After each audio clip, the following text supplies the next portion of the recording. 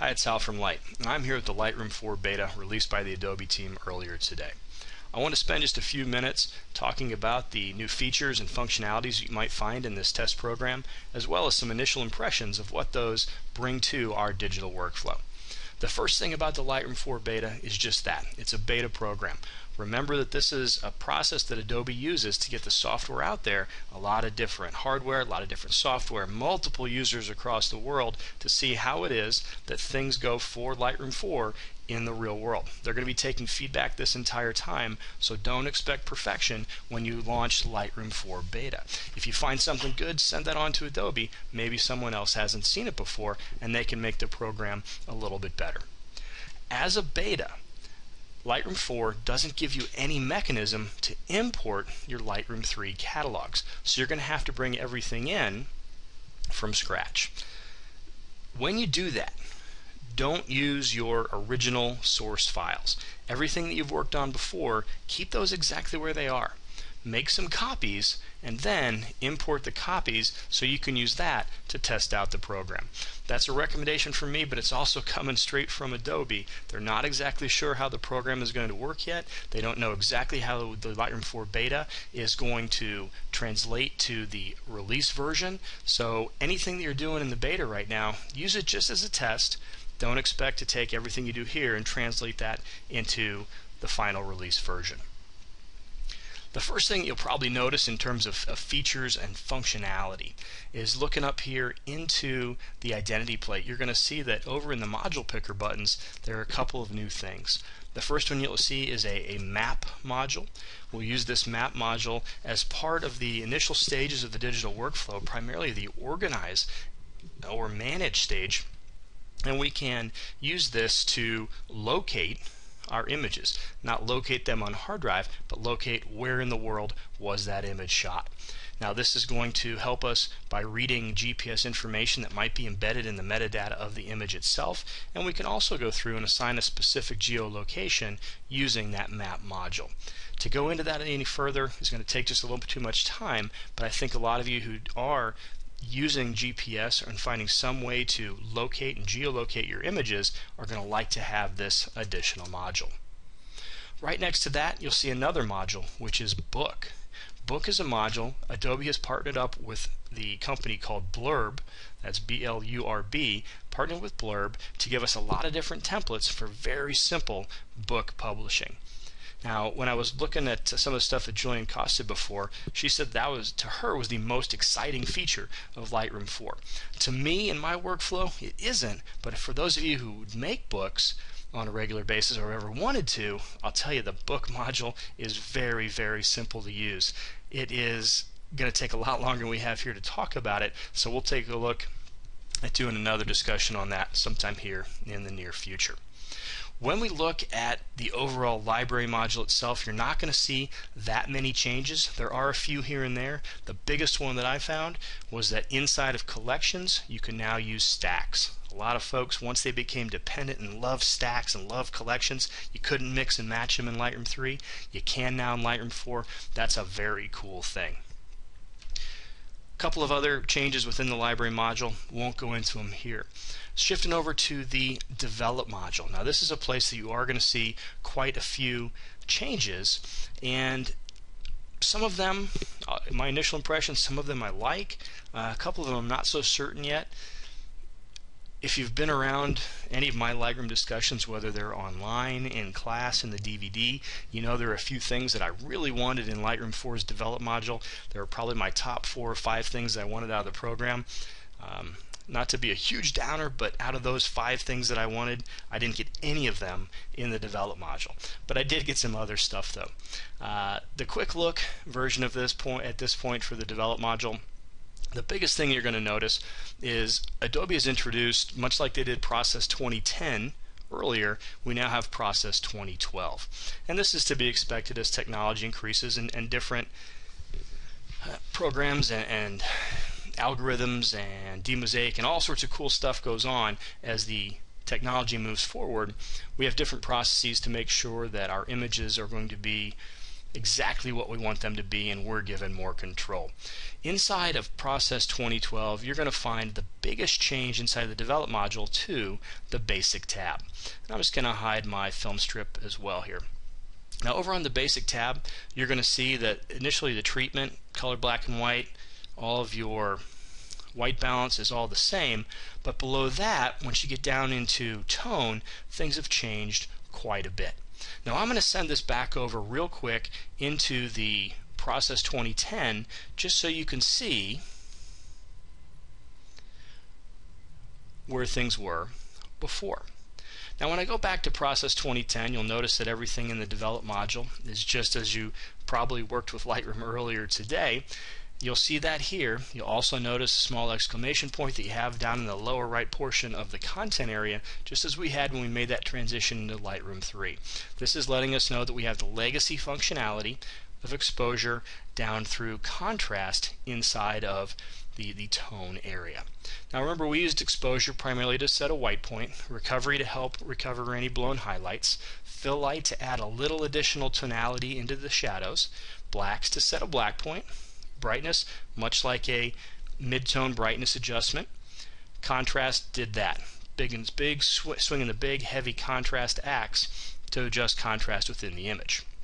Now when I click over into the current process, you're going to see all of those sliders shift around just a little bit.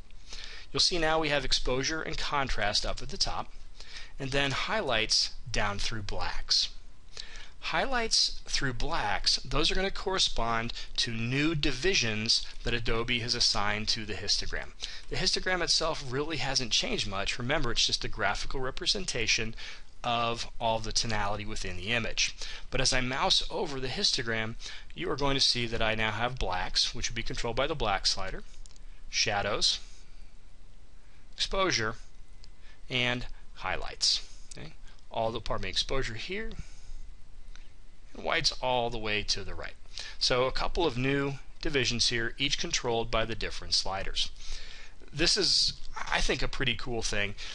Each of the sliders controls that small portion of the histogram, and for the most part, they're very specific to the different areas.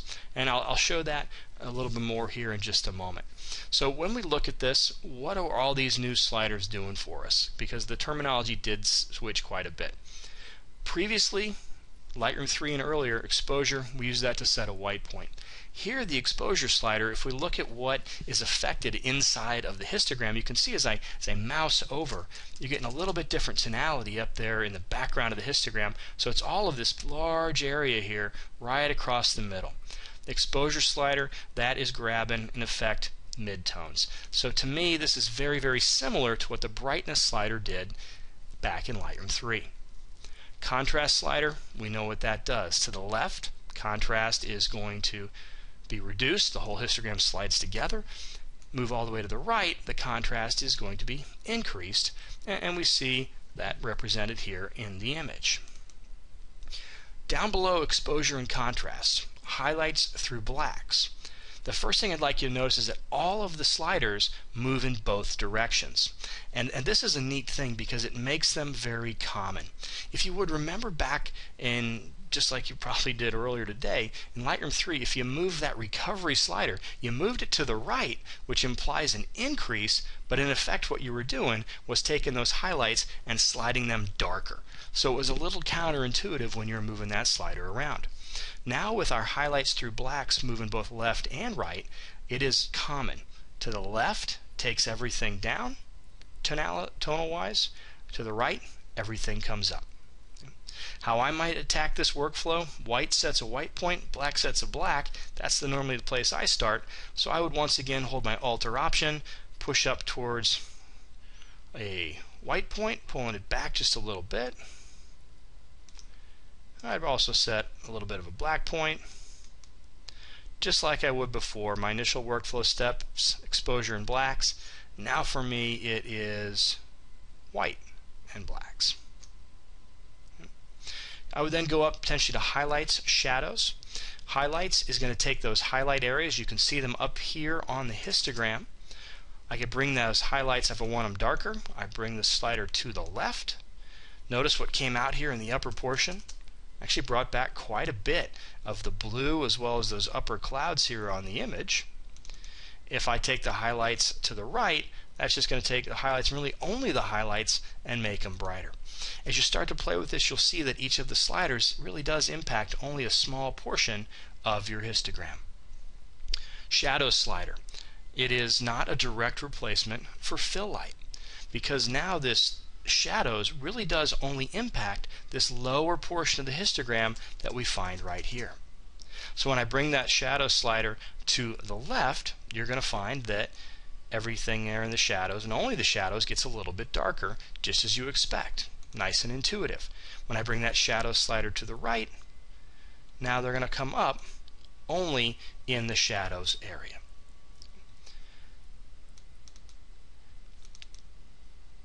The shadows and highlight sliders, I like the additions of those. I like what's happened with the basic tab at this point. Not completely sold on it, I'll be real honest, but anytime we introduce change, it's painful. But I think people are going to like these. One of the benefits, and you'll see this in a few of the other discussions that are out there, is that, and I'm just going to bring up another image as we're doing this, you can use the highlights and shadows really to give an HDR feel from a single image. Now, I won't go as far to say that, in fact, I definitely wouldn't say that you can use that highlights and shadows to take a single image and make something HDR, because that's just not possible. You still, I think, get better results going through a full HDR process.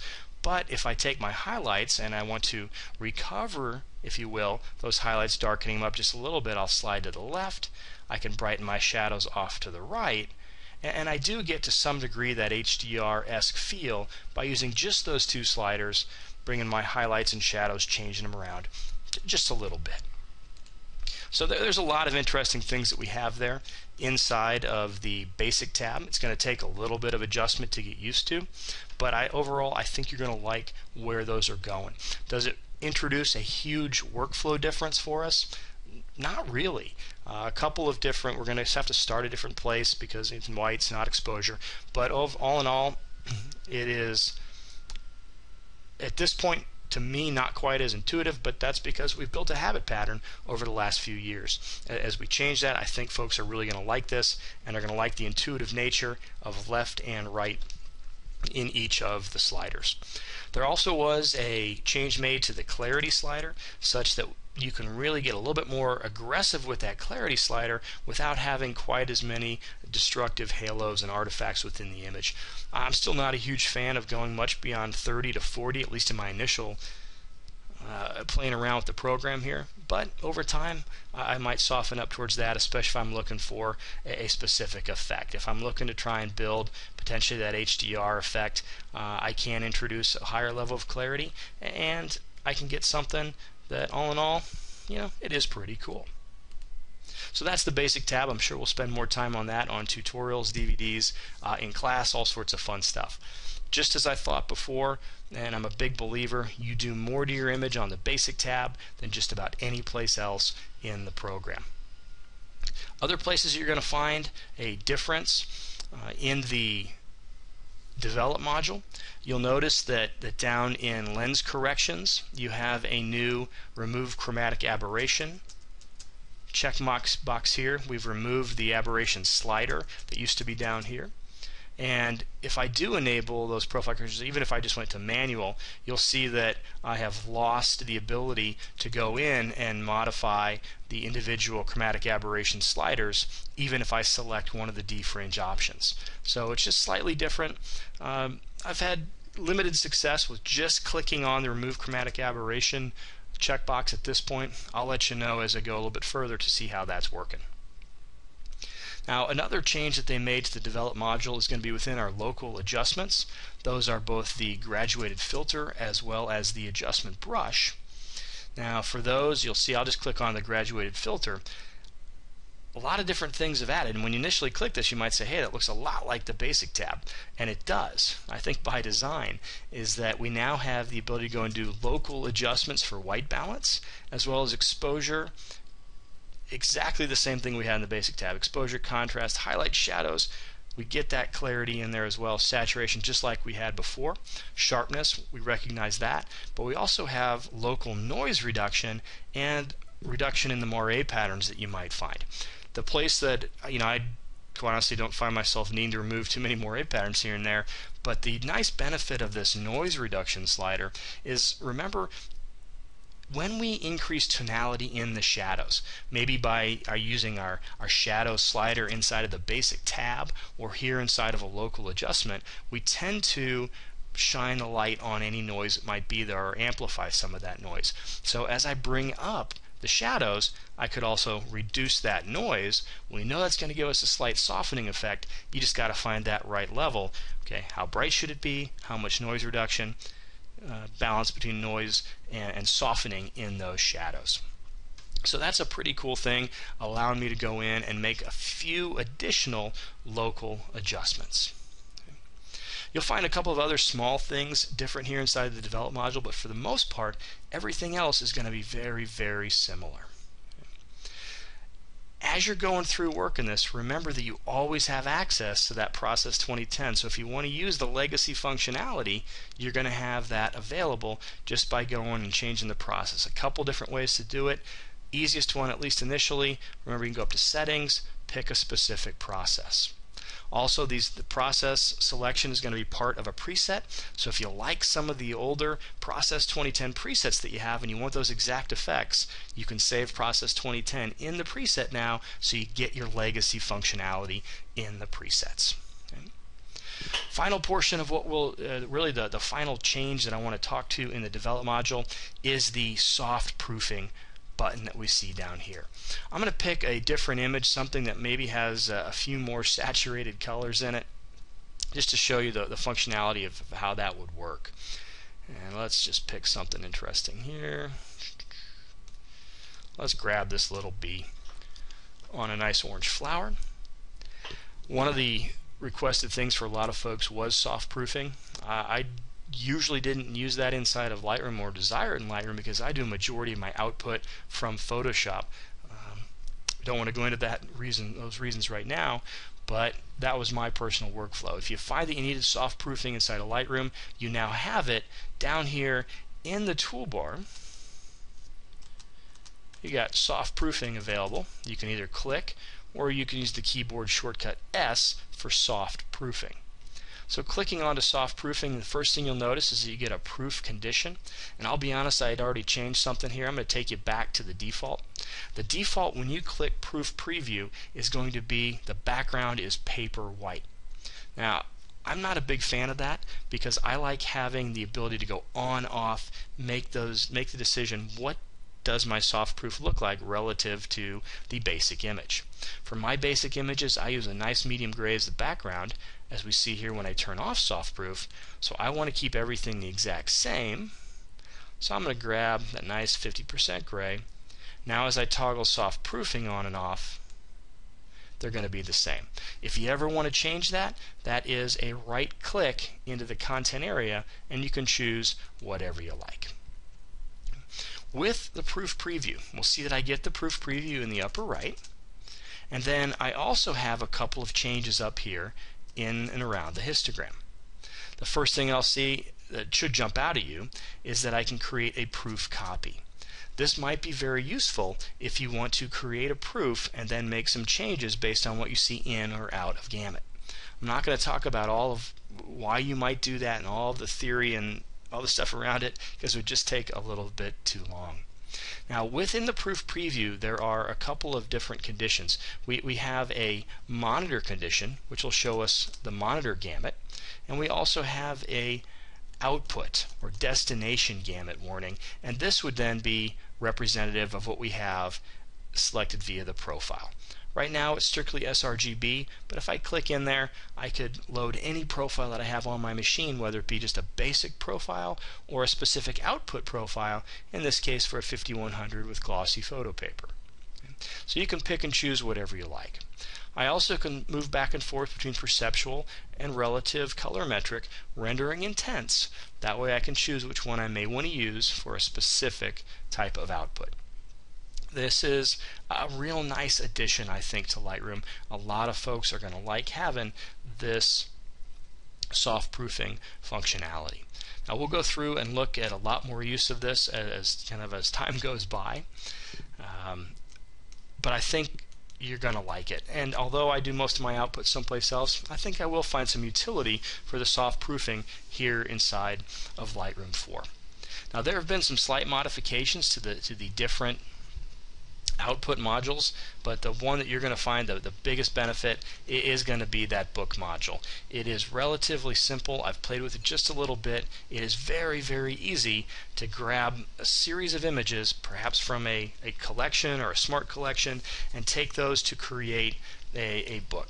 Now I have found that on my machine here, which is a relatively fast machine, going over to the book module is a little bit slow, as you're seeing everything not responding here. So I'll give it just a moment to see if it comes back to play with us. This is one of those things that every now and again you find with a beta version of a program. There we are coming into the book module, but it is a really, really simple thing for those that have ever made a book, want to make a book, find that it's a portion of their business, like a wedding photographer. Look into what Blurb has done. I think you're going to like some of the options you have available here. So that's just a real quick look, and maybe not, it wasn't that quick, look at Lightroom 4 beta.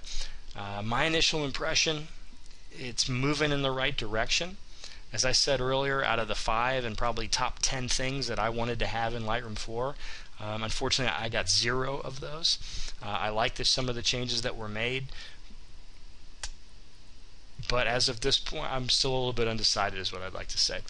You all know me, I tend to call them like I see them. I think that there are some great improvements. A lot of folks are going to like those develop module updates, especially more control over local adjustments. That's great stuff. Soft proofing, especially for those who print from Lightroom. You're going to find some really neat stuff here. That's a quick look. We'll dive more into this later, but download the beta, try it out. When you do, remember to use copies so you don't mess anything up. Have fun playing. Any questions, comments, or concerns, as always, shoot me an email, hal@lightworkshops.com.